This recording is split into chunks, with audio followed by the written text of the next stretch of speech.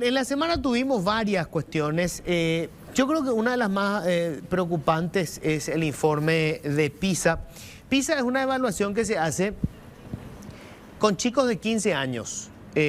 Los países que aceptan, obviamente, entonces se les toma un examen y 81 países participaron de esta prueba. Paraguay quedó entre 81 países. Si no fuera por Camboya, estaríamos en el último lugar en el mundo. Y para que tengan una idea, el país que está en primer lugar es Singapur. Un estudiante paraguayo de 15 años, de acuerdo con esta prueba, tiene con respecto a un estudiante de Singapur una diferencia equivalente a 12 años de estudio. 12 como que no hubiera años estudiado. de estudio. Claro. O sea, si suponiendo que en cada año la cantidad de información adquirida por el estudiante sea equivalente de Singapur y Paraguay, tendría que tener 24 años este estudiante para tener los mismos conocimientos que un chico de 12 en Singapur. Esa es la brecha que tenemos hoy en materia educativa. Los números son catastróficos. Por eso cuando aparece gente cándida a hablar de que Paraguay tiene todo para crecer, miente. La clave para crecer es la gente, es el capital humano. Si nosotros no tenemos gente formada, es absolutamente imposible que Paraguay pueda crecer. Podemos seguir plantando más soja, podemos seguir criando más vacas y podemos seguir exportando materia prima. Pero eso nunca va a generar un salto en la calidad de vida de la mayoría de los paraguayos. Vamos a seguir teniendo un 60% de la población que trabaja en el sector informal, que no tiene seguro social, que no tiene cobertura para su jubilación. Esa es la realidad de la mayoría de la población y esa es una consecuencia directa de esto. 9 de cada 10 estudiantes paraguayos no tienen capacidad de resolver problemas básicos de matemáticas. 8 de cada 10 no comprenden lo que leen. No pueden leer un párrafo y explicar de qué se trata ese párrafo. No hablas solamente de estudiantes, de cualquier persona. Esto es lo que revela la prueba de PISA. Sí. Obviamente esto se extiende a todas las áreas de la sociedad. Porque esa fue tu educación, Entonces, es tu realidad. De tu realidad Si a tus esa. 15 años vos no entendías, llegaste al Parlamento, podés llamarte chaqueñito si querés y seguir sin entender el párrafo que leíste. Podés ser presidente del jurado de enjuiciamiento sin entender un texto. Exacto. Sin poder expresarte Imagínate y poder leer un dictamen siendo presidente del jurado de enjuiciamiento de magistrado, como lo fue Hernán David Rivas. Imagínate que él dice le hace en vez de le hace. Le hace.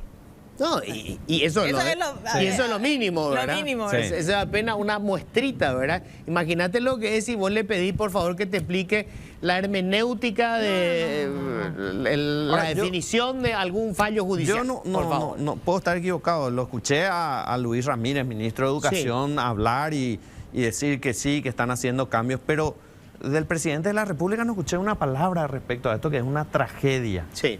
Es una tragedia que Paraguay tenga estos resultados en educación y que no haya una palabra por parte del presidente de la República diciendo: esto vamos a hacer, vamos a dedicar este presupuesto, vamos a hacer un plan revolucionario para la educación, vamos a formar estos docentes, vamos a hacer cambios radicales para que en 15 o 20 años nuestros chicos entiendan lo que leen. Y tiene el doble responsabilidad como presidente y triple responsabilidad porque estamos así, porque el partido que lo puso a él, en el gobierno es el que logró que tengamos este lugar en este rating de PISA, por ejemplo. No, la cuestión es qué hacemos a partir de esto, ¿no? Ramírez habla de dedicarle 3 años a concentrarse en, primero, lectura, porque él decía, si no sabemos interpretar lo que leemos, todo lo demás ya no va a tener ninguna posibilidad de éxito. Y es cierto, ¿verdad? O sea, lo primero que necesitamos es que vuelvan otra vez a leer y a entender lo que leen. Y matemáticas. O sea, dejemos toda la otra discusión y concentrémonos en esto. No está mal. Solo que esto tiene que tener un plan desde el gobierno, porque no hay que mentirse, sin recursos, Exacto. esto no lo pueden hacer. Decían un grupo de pedagogos que analizaron esta situación, hay 4 puntos que son claves, y esto vale la pena subrayar, 4 puntos que son claves para entender el fenómeno de la educación. El primero y más importante es el de los maestros. Sin maestros no hacemos nada.